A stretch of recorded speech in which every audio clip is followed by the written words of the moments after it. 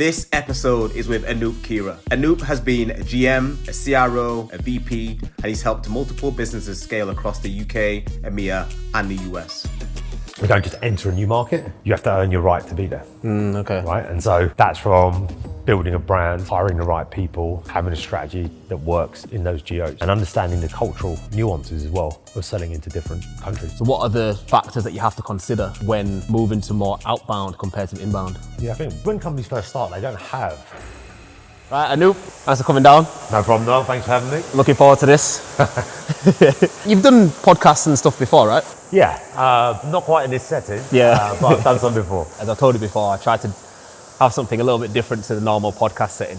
I just feel like if you're stuck across from the table and you got a mic, it's just a bit serious, whereas this is a bit more relaxed. Hopefully we'll get you more relaxed than the normal. That's it, relaxed and maybe tired as well, right? Yeah. How's the new year started for you?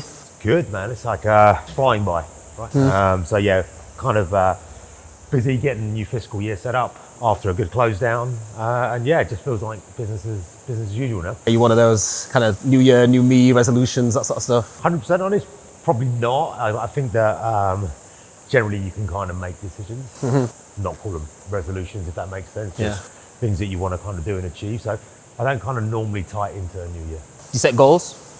Yeah. Have you got any goals you can share? Yeah, I think professionally, just to make sure I continue to do well and achieve targets. I think that's just standard. Yeah. I've been doing sales for as long as I have, given my age away. Personal goals, I think there's a few. There's kind of like aspirations around like investments that I need to want to make from a personal point of view. Yeah. Things to do with my family. And then, yeah, just around like this as well, fitness goals. Yeah. It's important. Yeah. Well, I mean, you keep fit anyway, you can tell. So you got a gym at your house, right? Yeah. Yeah. So, but you go to David Lloyd's. So how do you kind of, when do you decide to train at home compared to going to the gym? Yeah, I think for me, the gym at home was like came off the back of COVID as well. Okay. Right? A lot of people spending time, so that was a thing that made me do it. And I think it's good because certain days when I'm busy, I can just have a quick workout at home. Yeah. And then I use like the actual, like a David Lloyd's at the weekend. Okay, cool. Mainly as well. So that also gets me out of the house. And just there are more facilities there as well. Yeah. No, we're speaking off camera, weren't we, about having like the sauna and the steam room, and I think it's so important to have that stuff for recovery as well, because especially with you can do all the training, you can work hard at work. I think you've got, especially when you get older as well, all that sort of stuff's important now. Yeah, man, I never used to do it, to be honest, and I make a conscious effort now, obviously to train. So I'm probably going like doing something like 3 to 4 times a week. Good. Definitely on Saturdays and Sundays. But then the other side of it would be not just working out, but then maybe using this stuff to recover, right? Yeah. I'm notoriously bad at ever doing any kind of warm downs. Yeah.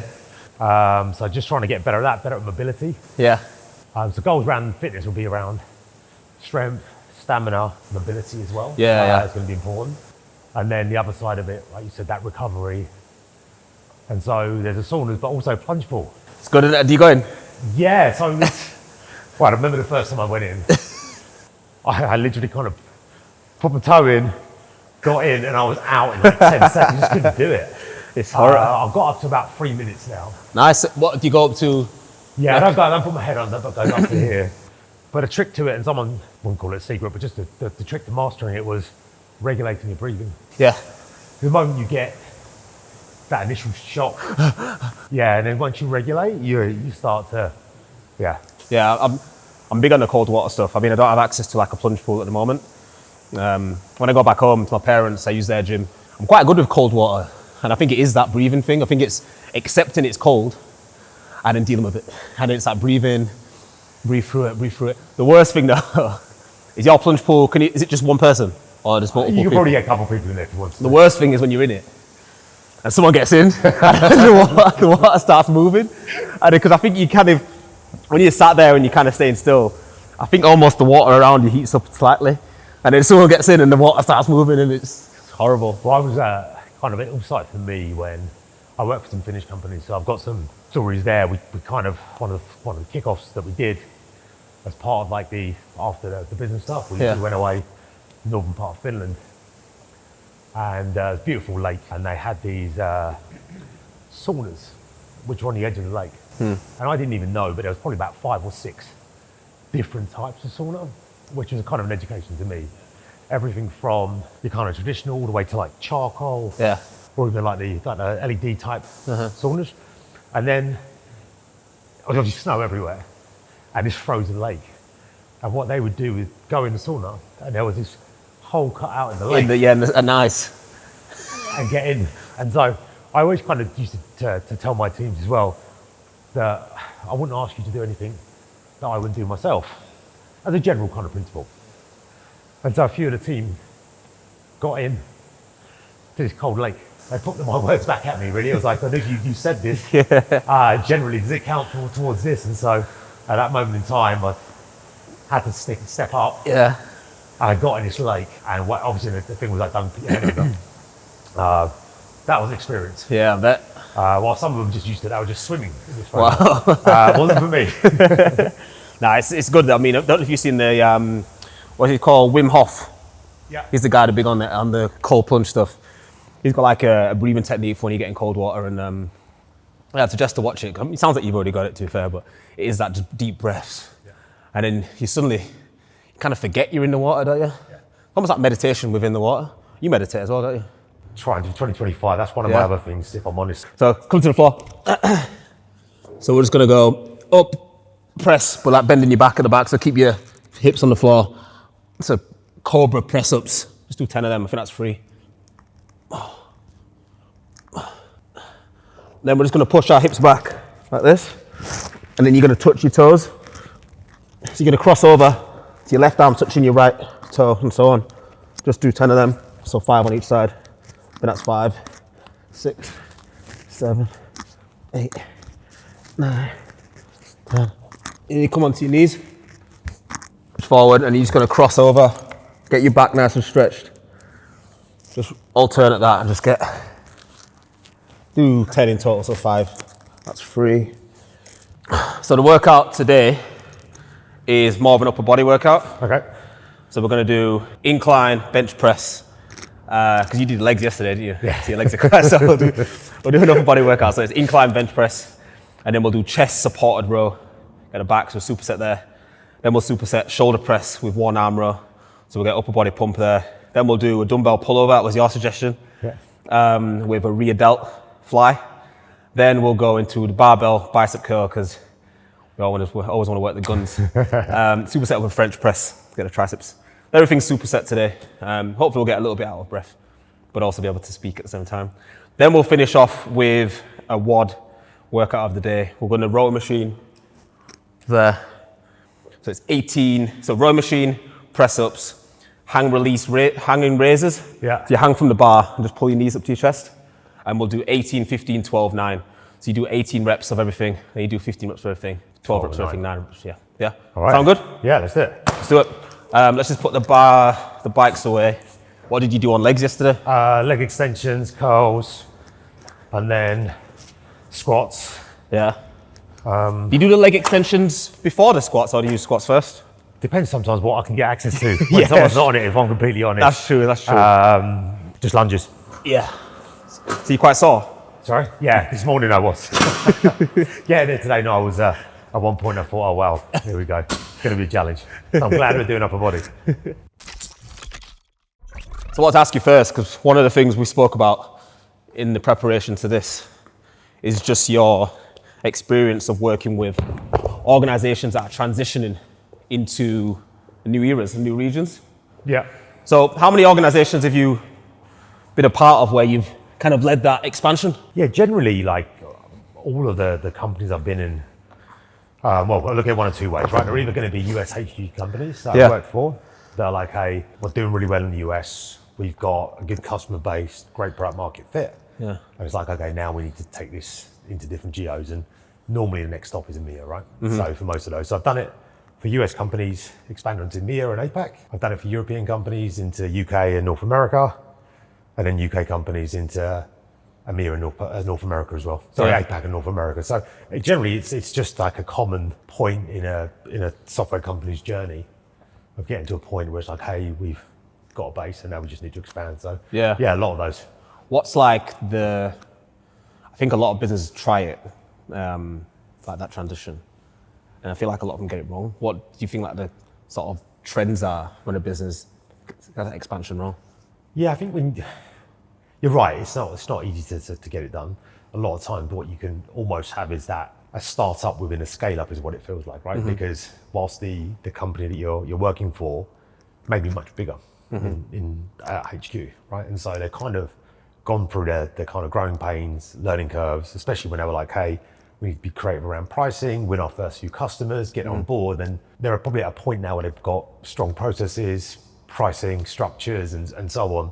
And then to be able to kind of internationally expand, they have to remember that it's tough, right? Like when you're there, it's like all hands to the pump. Everyone's just trying to do the best they can, especially at times when you don't even have a brand in international geos, right? And so, yeah, I've always kind of looked at it this way, is that you don't just enter a new market, you have to earn your right to be there. Okay. Right? And so that's from building a brand, hiring the right people, having a strategy that works in those geos. And understanding the cultural nuances as well of selling into different countries. Yeah, okay. Do you want to go first? Yeah, I don't know. Yeah. So we'll do 10 reps on The bench looks a bit the wobbly, bench. to be fair. Is what, sorry? Oh, that. Yeah, it's a bit old school. If it drops, it drops. Yeah. I think we'll say.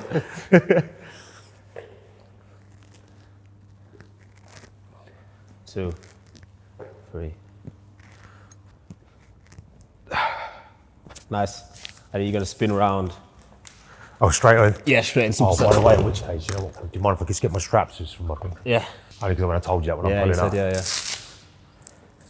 Do you get pain or is it more just a weakness? No, I had an injury, so basically the tendon in my thumb there, haven't got full movement in it. So gripping a dumbbell, it helps find a pulling motion. One of the things that a lot of, I'm speaking to a lot of leaders at the moment, especially the ones who are part of the expansion teams, is that kind of outbound motion. Because maybe they've been in the organizations like focused on inbound or haven't had to have much of an outbound engine. And then they're looking to transition. I work with a business now that a lot of their leads have come inbound, Yeah. but now they're looking to do more outbound. So what are like the factors that when because you must have been for that journey as well, right? Where you've worked for a business that's looking to move. So what are the factors that you have to consider when moving to more outbound compared to inbound? Yeah, a high level, right? It's like the analysis, like tab analysis. Understanding like what you've got in a particular geo or markets that you can go after. Then naturally identifying that ICP within that tab. And what if that all feels good and you feel like there's something there, it's like, okay, how are you going to target those? And you kind of got like your three types of your kind of pipeline generation, right? So you're going to be your inbound stuff that's coming through anyway, which is going to become like your marketing and so on. Yeah. You're going to have your partnerships and what comes through those. And then your outbound, which is going to be your SDRs and your AEs. They're going to be doing it. So I think understanding your TAM, making sure your ICP's there, and then making sure you're able to segment and create territories effectively for your sales team. Okay. Right? And your SDRs. And if you don't have an SDR function at that point, start to create an SDR function. Okay. Right? And then have the strategy in place that's going to allow you to win. So knowing in your particular business the problems that your solution solves for, right? Being able to articulate that in a clear, concise way so that your SDRs and AEs can go out and effectively tell that story. And I think sometimes it is slightly different, right? Because an SDR's tenure generally and experience in the kind of business world is limited to maybe someone who's been around for a long time. Yeah, of course, yeah. And to that point, how can you make it digestible and something that they can effectively tell the story to the people that they've never met before? And then it's that omni-channel approach, right? So are they calling, LinkedIn, other methods there, right? To make sure, and what's the level of personalization that they put in those communications? Okay, let me do my sense. I want to ask you about the TAM piece. How many do you do? 10. 10. This bench is a little bit funny, isn't it? I told you.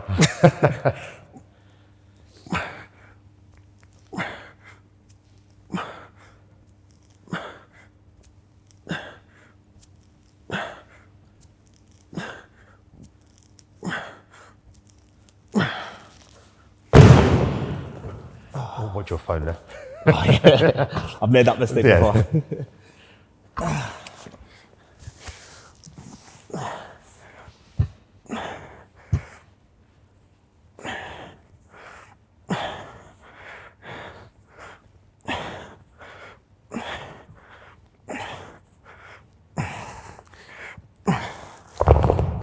So TAM, Yeah. I hear a lot of sales leaders talk about TAM a lot. Are those your bench ones? Yeah. But how do you really map that TAM out? Right, so it's like just saying, find out what your TAM is. Yeah. I feel like it's quite a broad, is that a broad thing to say? How would you normally map that out? So I think it's just, again, obviously work with your best friend, which is going to be your RevOps team if you've got one, right? And that's where that kind of partnerships works really, really well. And again, when you look at your TAM, it's like understanding, again, kind of based upon that profile of customer you win. So looking at that, like if you're working with customers that are between 10,000 and employees plus in a certain area or a certain vertical, right, that may have a certain requirement, right? Like what's that look like in the UK? Okay. Right, and then what's that look like in potentially other countries, right? And then you get an overall sense of like what the size of the prize is, right? Because if you were to look at that and also know that based on your average order value and deal size, what that could be worth to you. Right? Okay. So that's one element, but then the other side of it is like SOM, and that's like, okay, the market could be worth, I don't know, $1 billion, right? But what do you have access to and the customers you know about and what could be in your CRM, right? That could be like 250 million, right? So a quarter of it. So you know there's more out there, but it's like, okay, what can you effectively do? But the other part is like be focused around it, right? Yeah. Because there's so much there. It's like, where are you going to win first? Okay. Right? And which are the customers or prospects that you want to go after first? Okay. And a lot of that could be done through understanding where you're winning now. So a lot of that analysis of where do I win? Who do I win with? Who are the personas within that business?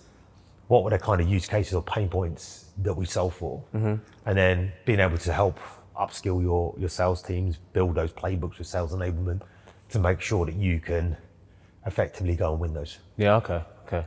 It's not as easy just going Zoom info and put in a bunch of... Obviously you're going to use tools like that, right? Yeah. To help you get an idea. But yeah, I kind of think, look, when you scale and you get bigger, that's the one thing that as a sales leader, I think you should be keeping your eye on, right? Like you should definitely be looking at that pot and that opportunity, right? And at that moment, being able to understand, okay, where are we in that and how much more have we got to go? Okay. Right? And at the moment, it's like, do I need to be looking for TAM elsewhere? And like the hyper-growth companies that do have first world problems. I've been at a company before and it's like, we're running out of the best people to sell to in North America. Like we've sold to everyone, right? Which is a great problem to have. Yeah. How do we continue growing the business? And then you kind of lead to probably other pillars, right? Which is like, okay, do we go multi-product? Do we internationally expand? Yeah, okay. And generally some of the way, or do you kind of hit a different segment? So if you're just doing enterprise, is there a long tail you could go after? And that's just how you're going to, or again, different verticals that you're not in at the moment. So Got it. So the TAM can change. You can keep adding to that. correct, yeah. Let's go.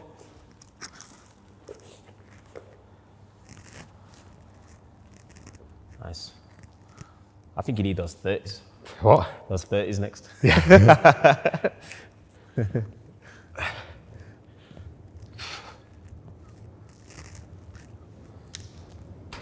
Nice. I'll get these ready for you. Cheers, mate. Let's go. The bench moves a little bit as well, doesn't it? Yeah, it does.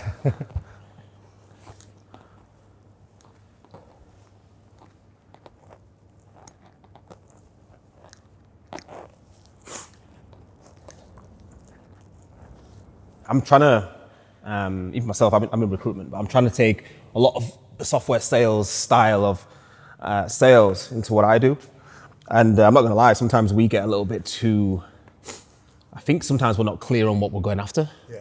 So even just looking at TAM and ICP and stuff, I think a lot of recruiters are doing this now, but I think down the years, it's almost been like, we'll just do all of this, we'll do everything. And I think there's no reason why we can't take, leaves out of your books. Because it makes you more, like we spoke about before, like being focused, having a sniper rather than a machine gun. And I think having that TAM, having that ICP, especially the way I like to work as well, I like to know what I'm going after rather than going after all this loads too much stuff. Yeah, there's a lot out there, right? And Yeah. you can kind of drown in it. I think so many synergies, like you said before, right? Like a lot of talent agencies were focusing on UK or Europe. Yeah. But to your point, like you're doing great stuff in North America at the moment, right? Yeah. And so there's that part. You do and hire people for Series A, Series B is your sweet spot right now. But who's to say in a year's time where you're like, hold on, I'm looking to maybe help, I don't know, Series C businesses, so I'm find the best talent, right? Yeah. You might go from hiring individual contributors to then saying, or now I'm going to do leadership hires. Yeah. And then to your point, it's that focus. Like, do you want to be that talent agency or search company that does every industry? Or are you going to be like, hey, I'm just going to help with fintech or martech, right? And it's a lot of similar synergies. That's my investors telling me all the time, I need to niche down. Yeah. We've done it recently and it's helped. Well, that's a laser focus as well. So when one of my roles, again, it was a very, very fast growing business. They've just hit the 500 million ARR mark, which is crazy in like 8 or 9 years. And they were kind of running out of that TAM in the US. And so it was like, let's globally expand. But in the US, they were then going into multi-products, different verticals. And challenge I had is like, hey, everyone's excited about these different products, different verticals. And I took the decision to say, yeah, we can do that, but not just yet. Yeah. Right? Like, let's win and focus on where we win. Let's become synonymous with customers in that region that don't know us, around us being the experts in this particular offering that solves these particular problems for that particular use case. Yeah. And that also enabled me to help the reps become upskilled quite quickly, right? Because rather than saying, hey, you need to learn all of this, it's like, hey, just go and do this really well. It's like practice, right? Just keep taking those free kicks in the same place from the same spot over and over again, and then you're going to start hitting that top corner. Yeah, I massively agree. Just like have that laser focus, and once you kind of get it down, then you can kind of expand out. True. But yeah, definitely go sniper versus machine gun all day. Yeah. I'll pass it on to my investor and tell him. You've also said the same thing. Last set then, yeah? Yeah. How's it feel? You sure you can't use your 30s? What? 30s. Oh, I've got these now.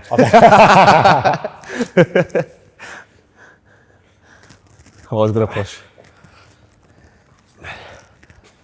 I'm not coming down from these 50s to those 30s.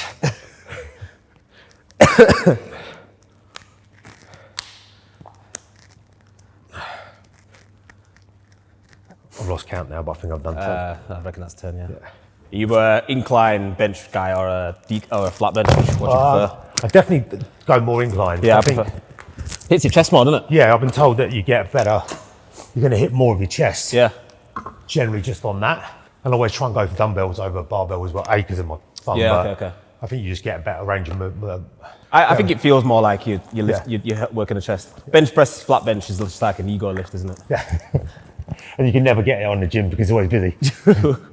This episode is sponsored by 6 Sense. In sales, timing is everything. Too early, silence. Too late, lost deal. 6 Sense fixes that by helping sales teams find a pipeline that's ready to close. Powered by AI, 6 Sense pinpoints exactly which companies are in the market for your solution, what they care about, how to engage, so you can stop chasing dead ends and start building pipeline that moves fast. Sellers, you'll get laser-focused insights, discover who's on the buying team, what they've been researching, and get recommendations on the best next steps to create and accelerate deals. No more cold calls, no more guesswork, just high intent leads and clear steps to win. Trusted by Clary, Sage, and Cisco, 6 Sense helps sellers save time, create more pipeline, and close bigger deals. Fuel your sales team with AI generated pipeline at 6sense.com. It's AI that builds pipe, not hype. Nice. So you touched on this before. You mentioned SDRs and hiring them in if you haven't already got SDRs. Yeah. A lot of businesses maybe start off with hiring, like say your Series A, Series B, you might just go in with hiring A's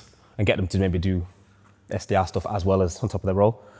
But when you finally start looking to implement an SDR team, I mean, where do you start with that? It's a really good question, right? I think it's something obviously you need. But I think for me, is you want to, two things I would look at. One, making sure you're able to test the hires that you make, because ultimately pipeline is going to drive revenue growth. So I think that ability to get the right hires in works really, really well. Something that you need to be considered. Just generally through my process, I'll make sure that you can't really talk about lots of industry experience with potential SDR because they're quite young in their careers. Some have done it before and that's great. And so you're going to find some experienced ones. But then it's like, okay, how do you test they could be a good fit? Could be first job. They might not even like sales. True. Right? And so it's like, hey, I want to go and do something else. So I think testing for your recruitment process is important. When you say testing, does that mean you're kind of accepting you're going to get some people wrong? Yeah, I don't think hiring is a science. I think you can look at certain things, whether it's characteristic traits, execution experience, sales acumen, are normally the 3 buckets. Yeah. But from an SDR, what I used to do was kind of do two parts. One was get them to craft an email for a particular brand to a particular stakeholder, which just to see if they were able to kind of go and do some research, think about what might resonate in the product and send something that's probably going to get someone's attention. I think that's changed a bit now with ChatGPT and AI, right? But you can probably read it, you can probably tell it's a ChatGPT email. Potentially, but I think now, look, even if you have the kind of initiative to go and use that, then great, I don't say working fine. smart. Yeah, it's working smart, right? Yeah. And so that's one part. The second bit would be role playing a cold call. Right? And what I used to do historically would be stop them through it, give them some feedback. Then go again. And go again. And my whole concept or thinking behind that was that if you can take that feedback on board and that's like with 2 minutes worth of coaching, what are you probably capable of if someone was dedicated to helping you get better? So I think that's something that I used to do in those hires as well. Okay. But they're really, really important, right? Yeah. And you want to retain that talent in your business. Just generally anyway, right? Like losing people, big cash burn in tech, in any business to be honest, but you want to keep them because I think they say like, what is it? On average, like whether it's an AE or someone in sales, are truly effective, and I'm not talking about ramp periods now, but 24 months into your business. That's where they know the people, they know your product inside out, they know how to sell your use cases. It's kind of crazy, like the average tenure is like 20 months. Yeah. So this 4-month delta of like, do you really know? Well, you're losing your best people 4 months before they're optimal. Yeah. So how do you keep your best talent? I think SDRs are great because you can also tier that, have a mid-market SDR, they do well, going into an enterprise SDR, and then having that segment in sales as well, like mid-market sales, like there's a career path and laddering, which I think is important to be able to give people the coaching and development and show them there's a path to stay in the business. Yeah. Right. Well, I think on a talent perspective as well, it's always good for as well if we, again, I'm putting my recruitment hat on, if there's an SDR that's been there and moved up within the ranks, that's always a great sign to see as well for a business, isn't it? Because it's like they've been able to retain the talent and they also show promotion opportunities as well. And they like to move people within the org. So seeing an SDR that's been there for an SDR role for a year, 2, then going to an AE role, then going to an enterprise role, that's great to see, isn't it? Yeah, fantastic. I love that. And I think look outside, like having interviewed lots of, just like yourself, right? You've spoken to God knows how many AEs and SDRs in your lifetime, right? And I think you probably could validate this, but what I've seen is that money is not sometimes the reason that they're leaving. No. It's the biggest reason I've seen is, hey, Anup, I felt like I've hit a glass ceiling. I'm not being developed. I can't go anywhere in the business. Yeah. And I'm ambitious, I'm young, I'm hungry. So I want to find a company where I can kind of grow with that company. So I don't know, have you found that? Yeah, all the time. I was speaking about this in the last episode with Connor. And I was saying that some of the top salespeople, they want to be surrounded by other top salespeople. And they also want to see opportunities for progression. That might not necessarily mean like a job title, but just like development in their coaching. And so sometimes, a lot of times they leave, it's not just because of money. Sometimes they'll say, I'm open to taking a side step or even a step backwards, but I want to work with a business where I can grow, or I can work with a leader that's going to coach me to where I want to be. So the ceiling is not necessarily always the job title, it's just their progression, isn't it? Yeah. That goes back to that bit you were mentioning earlier, like when you set that SDR team up. I think what I've done previously is like for the mid-market, I kind of have like a pool of SDRs that are not paired specifically with an AE. They're just kind of there to support the AE's territories. Yeah. But in the enterprise, there's more of a one-to-one pairing, right? So that enterprise SDR is working with that AE on a regular basis, and they become like a team, and sometimes using pods as well. Yeah. In there, I think just that experience for going back to an SDR there, and being able to work with a good AE is just going to make them even better at their jobs, of course, right? of And course. also prep them, and they should be joining those AE calls. Not every call, obviously, but if they can do a couple of calls a month where they're actually getting that face time with prospects, I think that's part of their coaching and learning and development as well. Definitely. Probably my favourite back exercise. Yeah. You do it much? Sorry? You do this exercise much? I'd probably do more like a barbell row. Okay. Generally. So now we'll do the shoulder press. Just going back to the international expansion, Anup. Yeah. I think like one of the things that I've seen is the type of people you hire when in a landing team. Do you think a person that's in a landing team that you hire is different to the person that you'd hire if you had an established team already? Potentially, but I think the actual reason you have a landing team is very much what determines why you have them, right? And the people that come in, sometimes you don't really get too much of a choice. But ideally, there's so many benefits of having a landing team, right? Because a lot of times the landing team is coming from HQ. Yeah, okay. And that team, what you're looking for is people that have been successful, that know the product, that have internal relationships, have sold to that type of customer before, albeit in a different geo. And so the ability for them to be effective a lot sooner is huge, right? And so they can come in and to a certain extent hit the ground running. I think it's your job as then that regional leader to help educate on market nuances, right? What approach works in the UK versus the US. Yeah, okay. Right, and so that's a fundamental difference there. I think there is that balance, right? Because you're not going to get everyone from the US say, hey, I'm just going to up sticks. Well, I was going to say, when you said the landing teams come from HQ, do you mean that they've actually sent people over? Yeah. Yeah. So they've worked in the US. I've done that way. They've worked in the US and decided for a number of reasons that they may want to live abroad for a while, right? And but I love the company we're in. It's a great advantage, and I think getting that balance of a good landing team and then being able to hire the good people in region can enable you to kind of grow a lot quicker than if you were to go and build a team from scratch. Even though they may know how to sell in the UK in their example, have that experience in the enterprise, just building those internal relationships, understanding the product, like we said before, and how to effectively sell against those use cases takes time, especially in enterprise rep. 6 to 9 month average ramp time, right? And so that balance of both really helps. Yeah. Okay. Yeah. You go first. Yeah. I'm going to get a slightly heavy weight for the raw arm rows. Okay. Just 10 reps, yeah? Okay. Don't cut it short.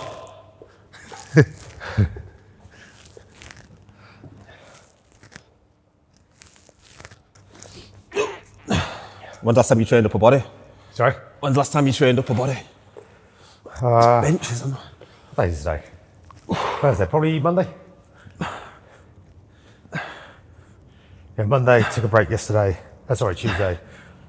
Did legs yesterday.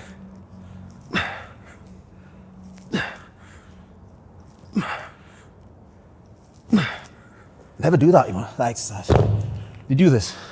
I do that. Yeah, I never do. I don't do one arm rows. Yeah. Oh. As you can probably tell then. A lot of times I use the cable. Let me get that one. Oh, yeah.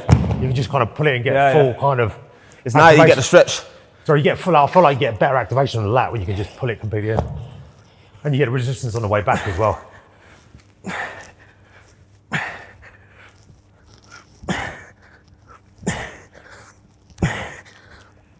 Love that.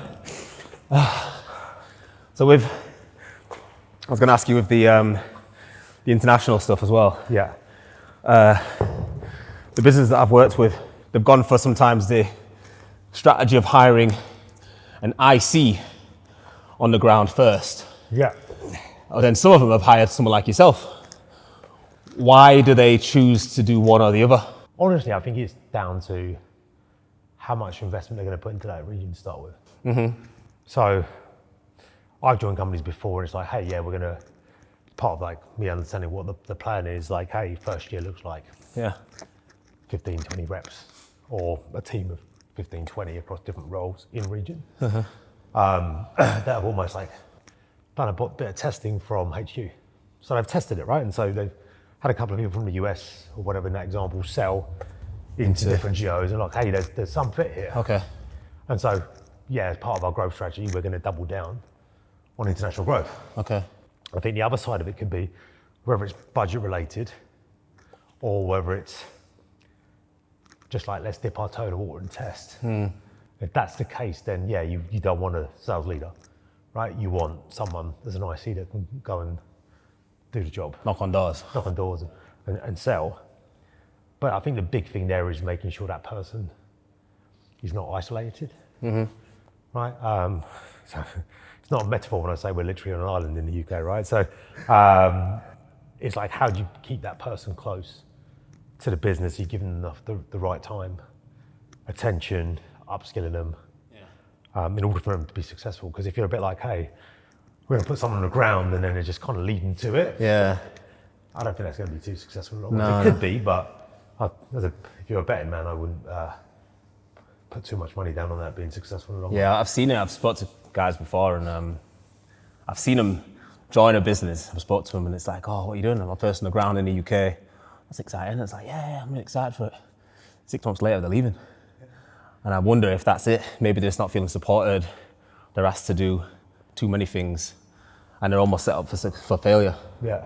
That can happen if, I mean, what support system would you put in place? So let's say I'm an AE, I've just been hired for a business, I'm the first person in the UK, and I'm the only guy, but you're based in the US. How would you make me feel supported, part of the business, despite me being on this island by myself? Yeah, it's a really good question. I think sometimes the challenge is that a lot of people or business in the US or sales leaders have never had or sold into anything outside of North America, right? And so just to go sidestep it, sometimes Europe is just seeing Europe like it's one country. Yeah, they do. Right, like selling in France versus Germany versus UK, massively different. But I think how do you kind of support that person? Okay, if you take aside the fact there's the coached on the market nuances, I think it's a bit like being able to make sure they're really coached on like who they, or being told on who they should be targeting, right? Being like, again, going back to that laser focus, who are the personas within that business that need to be resonate, like helping them build pipelines. So then again, the key to them being successful is like, do you have leads to work? Now, obviously there's going to be an expectation of outbound, but are we leveraging our partners? Yeah, so we have partners in the US that will have a global footprint. How can we get that person tapped into that partner ecosystem? That's one of the quickest ways. Yeah. What are we doing from a marketing point of view, right? To kind of help that individual build some sort of brand in there. No one's saying that you have to have the biggest booth at the biggest expo, right? But is there some marketing dollars behind this where, I don't know, they can do a dinner with some stakeholders, just start building those relationships. But I think the biggest thing is for like, if I was in the US, to make sure that I'm giving them that time. And the expectation is that, look, they're not the market leader in that region at that moment. So it takes time. And you just have to kind of trust the process. Yeah.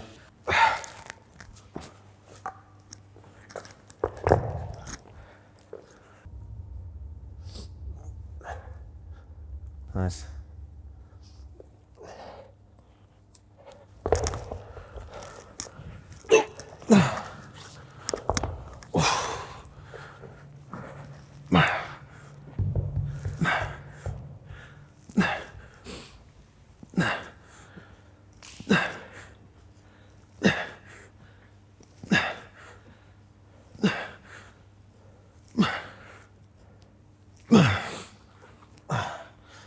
You mentioned earlier that when you do the expansion, you're a startup within a larger org.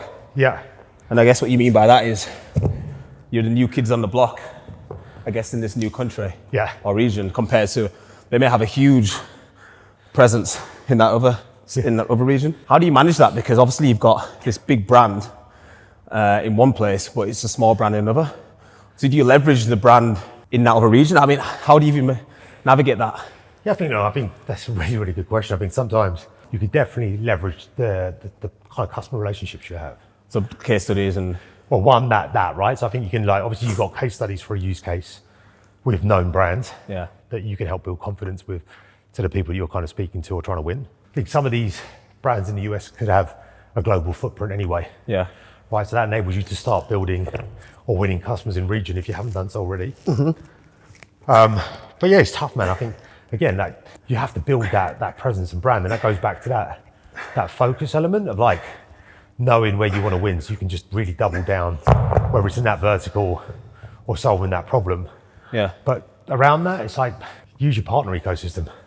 Okay. Hugely, right? Because a lot of your partners may already be in this geo with great customers. So how do you tap into that? True. One of the quickest ways to scale is that ecosystem. So whether that's like through technology partners or agency partners, your ISVs, GSIs, they're definitely the ones that you want to tap into. Yeah. But it's tough in the first. That first year can be brutal. Yeah. It's a lot of no's, right? Before you kind of get your yeses potentially. Yeah. But yeah, it's resilience. I think just that when you're in sales, resilience is it's just almost like needs to be inbuilt in you. Whether you're an individual contributor or a sales leader, it's like anything you do, just be resilient. And I guess as a leader, when you're hiring people to be in this landing team, you've got to make sure that they're ready for that ride, haven't you, in the interview process? Understand the obstacles that are probably going to come up. And I guess you're seeing if they've got that resilience. Yeah, so sometimes you've got to get a choice. Like the landing team is sometimes decided for you there. Like, hey, we've got some people want to go over. Sure. If you get a chance to pick people that are going to come over in that landing team, then yeah, you're going to test for certain things. But I think whilst the landing team is great, I think you have to be really careful because if they've been there, that comes for a long time, it's like, hey, but this is how we do it in the US, or this is how we do it at HQ. And it's that balance of like, well, we're now at a very different market maturity and they may have forgotten what it was like, right? Or not joined, been in that business when they were like younger and had to get scrappy. Mm-hmm. So whilst they got all that product knowledge, people knowledge, like how to set, like how to service and win the use cases, you're looking for grit and scrappiness, right? Because in the early days, you're wearing multiple hats. True. Right? And so I think you're looking for people that can adapt. And have almost done that before. Yeah, in an ideal world, if they've done it before, then perfect. You're off to the races. Yeah. So what do? You put the strap around? Yeah, got it. So it doesn't mean it takes the pressure off the grip.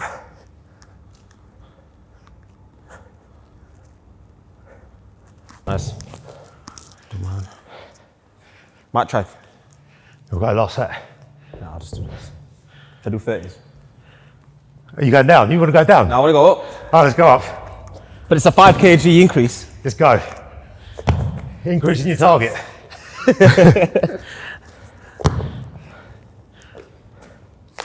Okay, let's do it. I might only get 8. We'll take 8.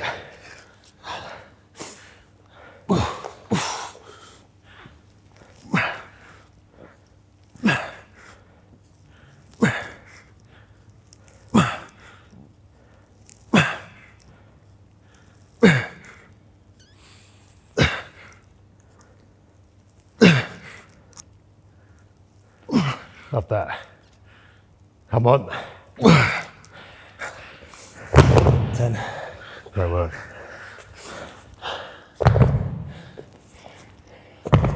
I feel like it's quite a popular exercise, but I just don't do it. What do you want to do for the pullovers actually? So how do you do them? Was it sure that it was me not saying Do you normally do them like this? Yeah. Like this? Yeah. Or you can arch, or you can... I like doing it when... You can arch like this. Yeah, I prefer that way. Yeah. Should we do that? Yeah, let's do that. I ain't done these for years.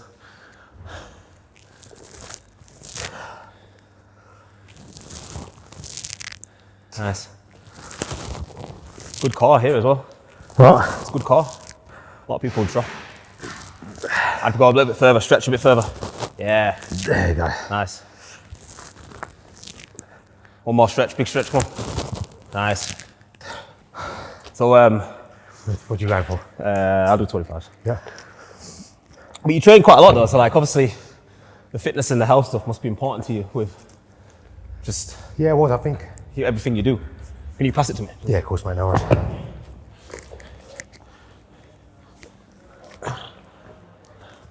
Ready? Yeah, Got it? Yeah, I've got it. Yeah, I think 100%. So,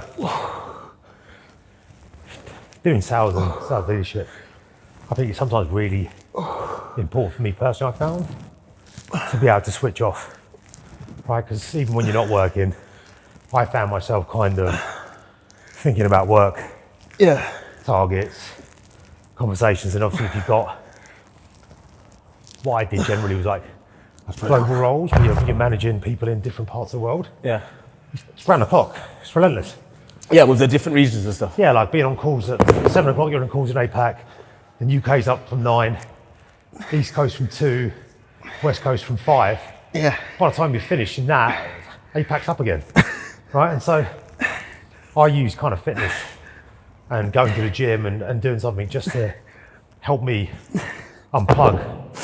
So there was that massive part of me that just being able to step out helped me. It was like a reset one. Yeah.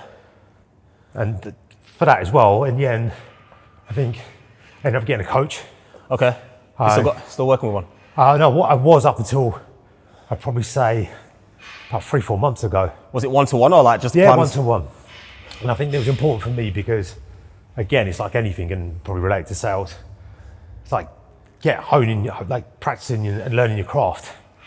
And I think you can all go into a gym and kind of do it and think you can do it well versus someone telling you just like a little thing, like, hey, just bend over, get your chest over a little more. Yeah. You can hit that muscle better, right? And then it's not about going in there trying to lift the heaviest weights. It's like, am I that kind of muscle memory, muscle connection of like, if I'm doing it, am I feeling the squeeze in a certain muscle group? Yeah. It's those things that fine tune your craft. And I think it's just a bit like bringing it back to sales, right? It's like constantly improving your game so you're better whether it's around the projection handling. And I look at it the same. You become a better seller by constantly learning and improving. And I think just like that's for me, the PT and the coach helped. But yeah, overall, I think for me, it gives me that kind of break and decompress. And obviously I'm getting older, so. No, I think it's got other benefits as well. I think it's great to like, I think it's great. That's me, isn't it? Yeah. It's like so important. This is why I wanted to do this video series, because I think there's such a importance of like training and exercise for salespeople, especially in the kind of environments we're working in. Fast-paced, non-stop. When you're stretching over doing that, you're not thinking about work, are you? No, I'm thinking about how do I not drop this weight on my face. And I think that's it. It's like the switch on. Yeah. The last time you did it, you was going quite far back with your arms. You was going like almost like there. Okay. Try to be more. Yeah, man. Yeah. Nice. I still say a little bit further forward. Yeah. Yes. Nice, Anup. Come on. Keep your chest down. Nice, mum. Yeah, nice. How many is that? 10. Nice. Oh, killer. It's so humbling, isn't it? Yeah. That 7.5 is like... You don't need big weights for real adults. Do you want to pass it? Oh, yeah, go on. Cheers. You forgot to take it from me last time as well, can you? Oh, sorry, mate. Put me in my place now, God.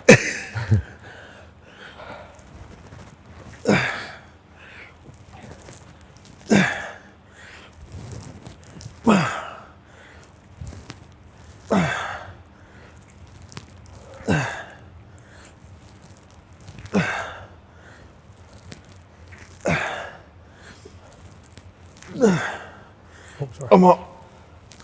Yeah. You got it? Yeah. What other stuff do you do to switch off? I was obviously spending time with the family. Yeah.